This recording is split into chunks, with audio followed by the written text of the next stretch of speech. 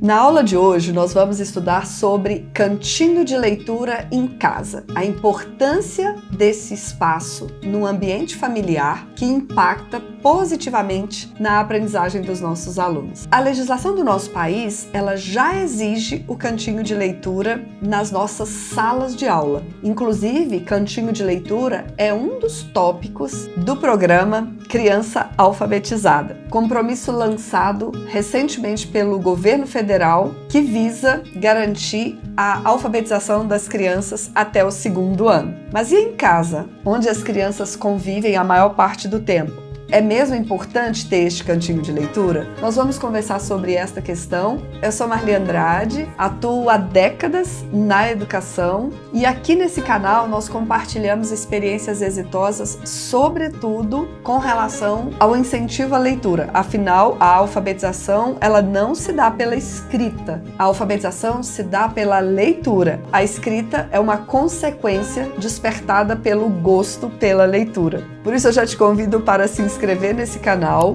acionar o sininho para receber as notificações de diversas outras aulas referente à educação. Enfim, por que criar um cantinho de leitura em casa? Nossos esforços para a aula de hoje é para te fazer o convite, para convidar o seu filho, sua filha, para construírem juntos o cantinho de leitura. Não é para construir aquele cantinho de leitura de dizer, vai lá, lê, ali é para ler, porque como diz o Rubem Alves, nós não conseguiremos êxito quando nós queremos despertar o interesse pela leitura. Nós devemos despertar nas nossas crianças o gosto pela leitura. E é por isso esse convite de conversarmos sobre o cantinho de leitura é porque, segundo o Rubem Alves, para despertar esse gosto, esse prazer pela leitura, nós precisamos estimular, criando algumas oportunidades. E o primeiro estímulo que nós vamos trabalhar aqui hoje é justamente a criação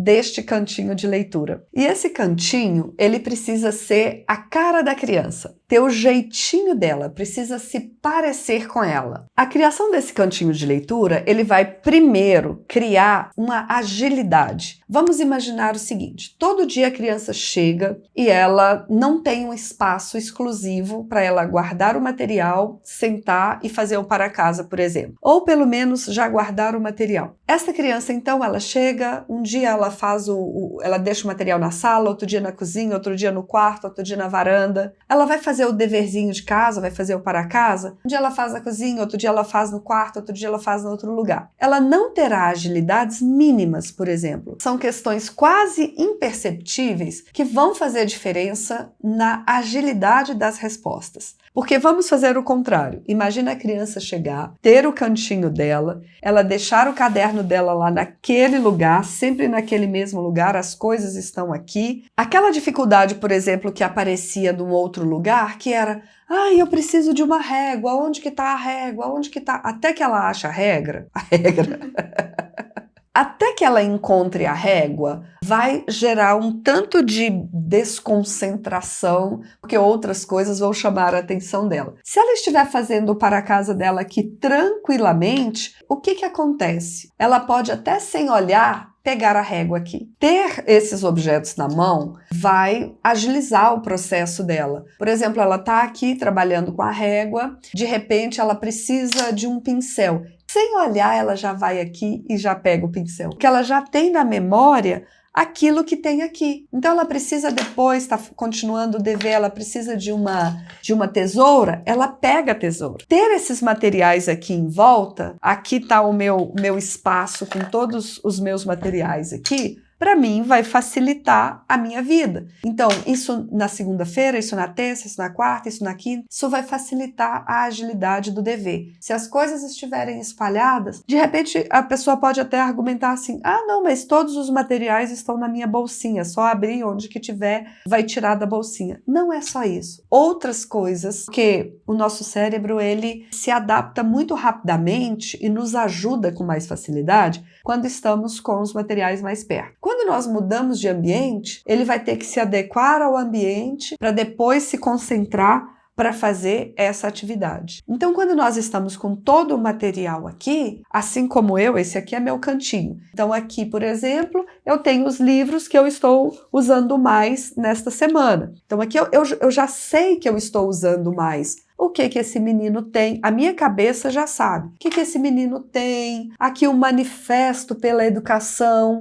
São os livros que eu estou utilizando mais. Aqui do lado na estante tem outros livros, mas toda hora, nessa semana, em razão de uns trabalhos que eu estou desenvolvendo, eu estou utilizando mais esses livros. Às vezes esses livros aqui do meu lado, eles estão aqui e eu já sei exatamente até em qual eu vou tirar alguma coisa. Para mim são os livros. Para a criança, de repente, é a tesoura, é uma régua, um lápis diferente, é um lápis de cor. Então, ter elementos aqui vai fazer com que o ambiente me ajude também. E nós temos que pensar também que cada um tem as suas características. Por exemplo, a minha característica é de deixar as coisas mais expostas, ficam tudo mais ou menos à minha mão. As características de outras pessoas, às vezes, são de guardar as coisas mais nas gavetas. Então, tem gente que vai olhar para cá e vai achar que está bagunçado. Mas eu vou olhar para aqui e vou identificar que está confortável para mim. De repente, o outro filho é totalmente o contrário. Ele tem tudo guardadinho, mas só de ter o lugar para ele sentar e se organizar já está ótimo. Então nós temos que observar estas características em relação ao ambiente. Ter um ambiente é o primeiro estímulo. Este ambiente ter a carinha da pessoa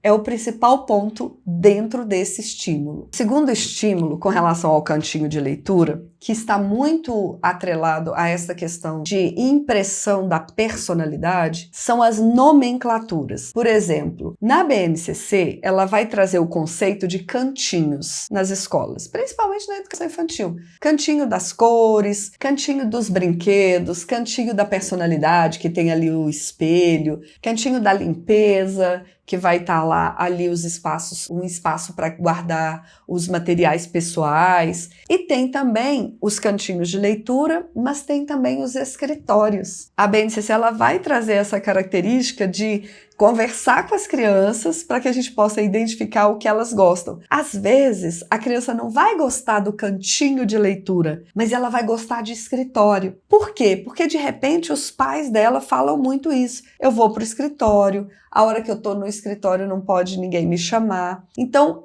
ouvir a criança para que o cantinho tenha a personalidade dela, inclusive na nomenclatura, é muito importante. O que precisa ficar claro é que cria-se o ambiente e constrói-se a personalidade. E que em determinado momento, se a criança quiser chamar aquilo ali de escritório, deixe que ela chame de escritório, porque ela está imprimindo ali, além da personalidade dela, a responsabilidade dela. Aí você pode ajudá-la fazendo assim, isso aqui você vai fazer agora, isso aqui você vai fazer depois da aula, isso aqui você vai fazer amanhã. É assim que a gente faz no escritório. A gente organiza o tempo em antes do almoço, depois do almoço. Então, antes da escola, depois da escola. Nós temos que, então, aproveitar estes espaços e essa fala e essa compreensão que a criança já tem e atrelar. Juntar a ideia de criar um espaço para ela ficar mais organizada e mais ágil, ao mesmo tempo que orientá-la na organização desse próprio espaço. O terceiro grande estímulo para ter esse cantinho de leitura em casa está relacionado à autoestima. Às vezes as crianças, inclusive nós também adultos, acordamos meio borocochô, meio tristinho, sabe quando a criança ela acorda achando que ninguém gosta dela, ou ela acorda achando que as pessoas não têm tempo para ela, talvez elas não saibam falar isso, mas elas podem sentir isso. Então, no cantinho de leitura, é preciso ter elementos para ela se sentir amada, ela sentir que em algum momento ela ganhou algo ou produziu algo, que esse algo que ela produziu recebeu um elogio. Tipo, um desenho que ela fez e alguém falou bem daquele desenho. Ela guarda aquele desenho e na hora que ela vê aquele desenho, ela se sente amada, mesmo se a pessoa não estiver falando isso para ela. Ou um presente que ela ganhou. Por exemplo, aqui eu tenho uns presentes básicos aqui, né, que as minhas filhas me deram. Às vezes eu não tenho tempo de conversar muito com as minhas filhas, de ver muito as minhas filhas, mas eu guardo aqui alguns presentes que elas me deram sempre aqui à minha mão para eu sentir que eu sou amada. Com a criança é a mesma coisa. Precisa ter alguma coisa que no momento que ela inconscientemente está triste porque às vezes o pai saiu, a mãe saiu ou a avó e não deu assunto para ela e os adultos nem percebem que isso está acontecendo. Mas aí a hora que ela chega e ela vê isso aqui, imperceptivelmente, ela nem sabe, ela tá vendo que isso aqui é um afeto, imprimiu um afeto. O simbolismo das coisas são muito fortes para nós adultos. Imagina para uma criança. As nossas principais referências com relação a esse assunto são de Vygotsky. O que Vygotsky vai dizer? O Vygotsky vai dizer para nós que o desenvolvimento se dará pela intensidade dos marcos emocionais e afetivos que nós tivemos na infância. E são esses marcos que irão contribuir para a nossa intelectualidade. Então, quando a criança constrói o cantinho de leitura, ela vai imprimindo ali, além da sua personalidade, ela vai imprimindo também o respeito às origens dela, de onde que ela veio. Isso se dá muito com relação a coisas mesmo, a objetos. Aqui, por exemplo, eu sempre tenho, a minha origem é do Vale do Jequitinhonha, eu sempre tenho nos meus cantinhos onde eu estou essas referências. Essas referências são referências de origens. Estas emoções, elas impactam consideravelmente no meu intelecto. Porque quando eu, às vezes, começo a me perder das minhas origens, eu começo a perder também os meus valores. Quando eu valorizo, quando elas estão aqui, ninguém precisa ficar me falando, mas eu vou construindo o meu intelecto a partir do simbolismo de coisas, de livros que eu estudo, mas também de origem antes até de eu pensar o que eu iria estudar. Isso é um processo todo inconsciente que, se a gente deixa solto as informações, o cérebro não consegue organizar para me favorecer. O cérebro ele vai ficar pensando em coisas que tem que pensar naquele momento. Mas uma vez que eu já tenho uma memória, essa memória automaticamente ela se encaixa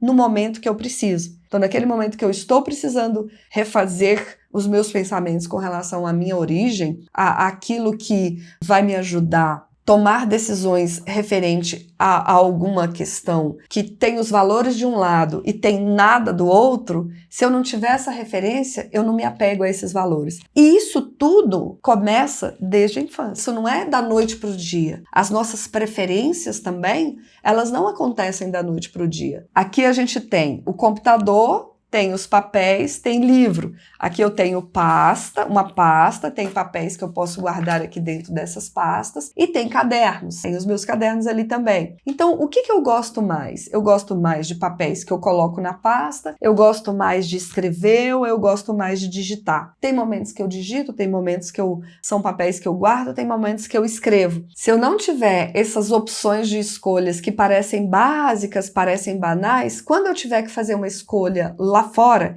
entre uma coisa ou outra, ou entre 3 coisas, eu vou ter mais dificuldade. Mas aqui no meu cantinho eu já sei. Esse momento é o momento que eu vou digitar, mas tem coisa que eu vou escrever, tem coisa que eu recebo e eu não vou nem escrever nem digitar, eu só vou guardar na pasta. São detalhes que vão fazer toda a diferença no processo das crianças irem se desenvolvendo. Outra referência que eu quero citar é a minha tese de doutorado em psicologia social, que ela traz o tema a influência da subjetividade nas interações profissionais. E nós vamos então constatar nesses estudos que os profissionais emocionalmente equilibrados, eles são formados desde as leituras e as brincadeiras da infância. Aqui nesse canal, por exemplo, você vai ver o tempo inteiro a nossa defesa da criança brincar, da criatividade, da ludicidade, todo esse processo. Mas nós também vamos estar o tempo inteiro chamando a atenção para esta outra questão tão importante que é a leitura. Mas não só a leitura de pegar o livro e ler,